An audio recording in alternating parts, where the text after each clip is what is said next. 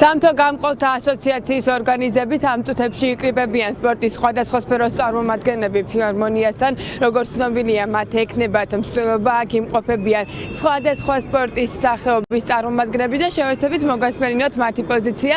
მოგესალმებით, ეს ბოლო აღმართია, ხედავთ თქვენ წარწერას, რას გულისხმობთ და რა გინდათ რომ თქვა ჩვენ ცოტა ხნის წინ შევხედეთ რომ მიხეილ ყაველაშვილი აირჩია საქართველოს პარლამენტმა ერთპიროვნულად პრეზიდენტად. რა შეგიძლიათ თქვათ? ვიტყვი იმას, რომ ეს ნამდვილად ბოლო აღმართია ამ ხელისუფლების გადმოსახედიდან. ეს მთავრობა, რომელიც ესე მოგვივლინა რუსეთმა და დაგვიშვა მარიონეტად და დღეს პრეზიდენტის არჩევას, ყაველაშვილის უდიპლომო პრეზიდენტის არჩევას ზუსტად ამის ნათელი მაგალითია. ჩვენთვის ბუნებრივი არის მოლაშქრეებისთვის და იმ ადამიანებს, რომლებიც ყოველდღიურად ფსაში დავდივართ ამ ქვეყანას, იმდენად კარგად ვიცნობთ, რომ უბრალოდ არ გვეთმობა რუსეთისთვის და წლების განმავლობაში იმისთვის არ დაღვრილა ჩვენი წინაპრების სისხლი, რომ აი ესე მარიონეტი მთავრობის მიერ მარტივად გადაულოცოთ მათ და ამ აღმართსაც აუცილებლად დავძლევთ და ეს ნამდვილად ბოლო აღმართია, რომელიც ყველაზე რთული, მაგრამ დაძლევადი აღმართია. ფაქტობრივად ზარალდება თქვენი სფერო, ზარალდება ტურიზმი ქვეყანაში, იმიტომ რომ ყოველთვის მიმდინარეობს მოვლენები არეულად, ასე რომ ვთქვათ, არ არის სიმშვიდე, რაც განაპირობებს ქვეყნის წარმატებას ტურისტულ სფეროში. რამდენად გიშლით ეს ხელს თქვენ? ზოგადად ყველაფერში გვიშლის ხელს, არა მხოლოდ ტურიზმში, მთლიანად ერი არის გახლეჩილი, ესეთი გახლეჩილი საზოგადოება დიდი ხანია არ ყოფილა, მაგრამ ამ ეტაპზე ყველა საზოგადოების წევრი ვახდენთ კონსოლიდირებას ერთი მიზნისთვის. რუსეთი არის ჩვენი მტერი და ეს მთავრობა ზუსტად რომ რუსეთის სახით გვიზის, აქ არ არის აუცილებელი რომ პირდაპირ რუსიის ჯარისკაცი შემოვიდეს თავისი იარაღით, არ ჭირდებათ მათ აი იპოვეს ის ადამიანების 83 გამყიდველი, რომელმაც მარტივად მოაწერა ხელი იმ კანონს, რომლის გამოც დღეს აქ ამდენი ადამიანი, სხვადასხვა სფეროს ადამიანი, ასაკის ადამიანი გამოვედით და უპირისპირდებით. დიდი მადლობა. გასაგები არის, რისთვის დავართ აქ. დიდი მადლობა, გავესაუბრებით აქციის სხვა მონაწილეებსაც. მიხეილ ყაველაშვილი გახდა პრეზიდენტი, ცხადია ერთპიროვნულად, როგორ აისახება ეს ქვეყნის იმიჯზე, რა არის თქვენი სათქმელი?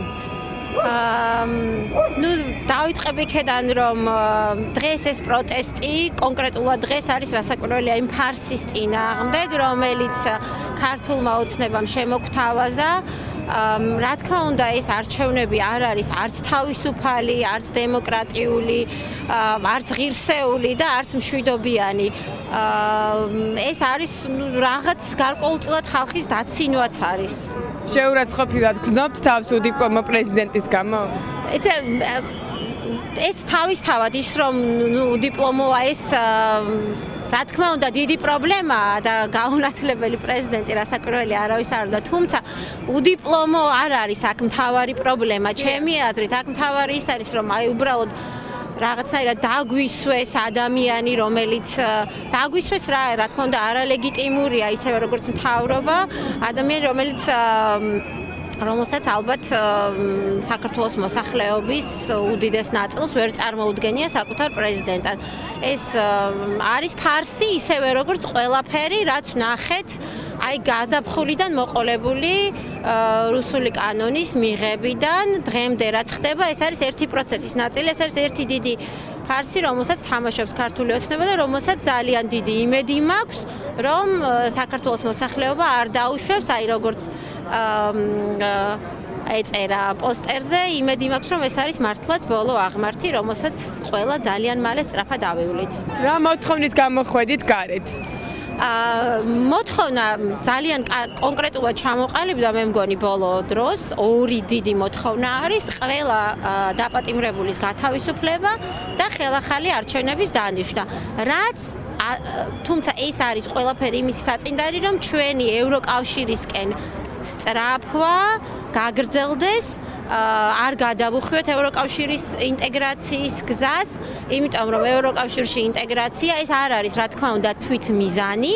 ევროკავშირში ინტეგრაცია ნიშნავს უკეთეს მომავალს, სოციალურ დაცვას, ჯანმრთელობას, უკეთეს განათლებას. მე ველომოყვარულთან ერთად ვარ ასევე განათლების მკვლევარი და ამ პოზიციიდანაც ვსაუბრობ ბევრად უკეთეს განათლების სისტემას, ბევრად უკეთეს გზებს, იმისა, ბევრად უკეთეს საზოგადოებრივ ტრანსპორტს, ბევრად უკეთეს ველოგზებს და ასე შემდეგ. ეს ყველაფერი არის ევროკავშირში ინტეგრაცია. დიდი მადლობა. ცხადია, აქ ადამიანები შეიკრიბნენ ევროინტეგრაციაში გაწევრიანებისათვის და მთავარი მოთხოვნები, ხელახალი არჩევნები და პატიმრების გათავისუფლება არის, რომლებიც რეჟიმმა დაატყობა. თუ შეიძლება თქვენთანაც გადმოვა კითხვით, გითხარით, რატომ გამოხვედით გარეთ ცოტა ხნის წინ მიხეილ ყავილაშვილი უდიპლომო და ერთ-ერთი მაგინებელი დეპუტატი გახდა უკვე პრეზიდენტი.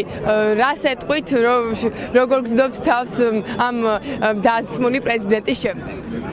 აი როგორ გზნობ, იცი და ის ხვის ქვეყანაში რო ხარ და უპატრონო ქვეყანაში ეგრეთ. ჩემ ქვეყანაში რო ვარ, ეგერ არ ზნო, ვიღაცას ოკუპირებული აქვს ეგ ქვეყანა, იყიდა. და აკეთებს რაც უნდა ეგა. ყავილაშვილი და ეგენი არის გამოვლენები ამ რეჟიმის თვითონ. ამ უსამართლობის და აი ამ ყველაფრის, რასაც ეგენი აკეთებენ 12 წელია უკვე.